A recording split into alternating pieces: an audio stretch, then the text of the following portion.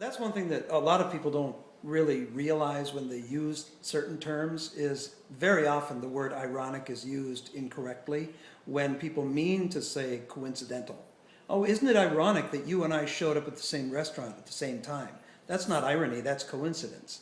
Irony is an incongruity of events where it's ironic that I cut off my hair to buy you a gift, and the gift you buy me in return is hair combs. That's the gift of the Magi, and that's irony. Sarcasm is using irony to insult or demean someone. So irony is a part of sarcasm. It's meant in tone and inflection and in underlying meaning. So something like, oh yeah, he'll be good for the job. The irony is, you know he won't be, and you're saying he is. The sarcasm is in the tone and the meaning underlying it, and that's a cultural thing. So sarcasm in one culture will not be considered sarcasm in another.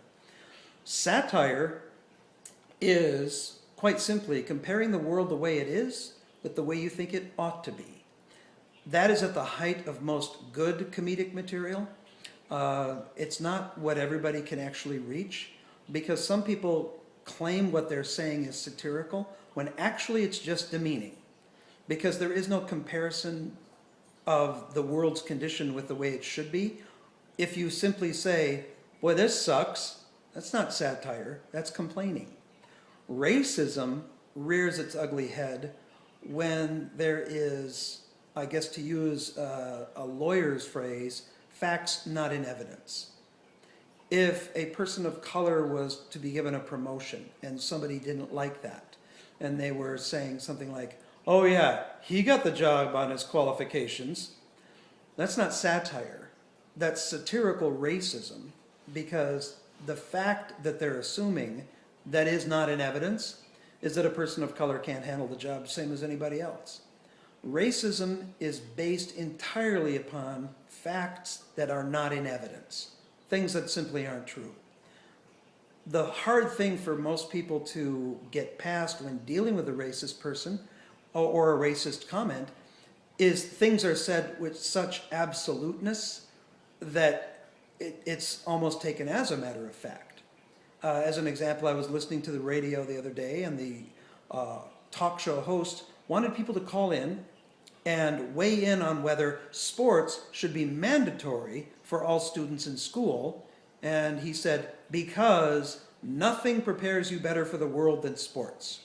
Teamwork, individual go-gettedness, and learning to deal with adversity, nothing teaches it better than sports. So with that in mind, why shouldn't we have it mandatory? Well, that's assuming facts not in evidence. The thesis of sports even teaching teamwork is at odds. It hasn't been proven. It hasn't been proven to really do anything other than make you good at a sport. So there's a lot of that type of thing in all of our dialogue. Racism is one of the things that has been perpetuated the longest. The basis of all humor comes down to its use of one of two reasons, either to reward or to reprimand. That's the only two reasons we ever laugh. First of all, the major forces of humor are put into four different laws. The laws of laughter, basically. The first law of laughter is laughter of the unexpected. We laugh because we're surprised at something. Usually that's like a punchline to a joke. If it doesn't surprise us, we don't laugh. That's why if we hear a joke we've already heard before, it's very hard to muster up a laugh. Laughter of recognition is the second law, and that is where people strive to bond socially by talking about commonalities. So I recognize that you go through the same stuff that I go through, and I laugh as a result. It's kind of a supportive laugh. Laughter of superiority comes all the way back to Aristotle and Plato. They were one of the first two gentlemen to theorize why people laugh. And it comes down to we never laugh unless it's at some togetherness.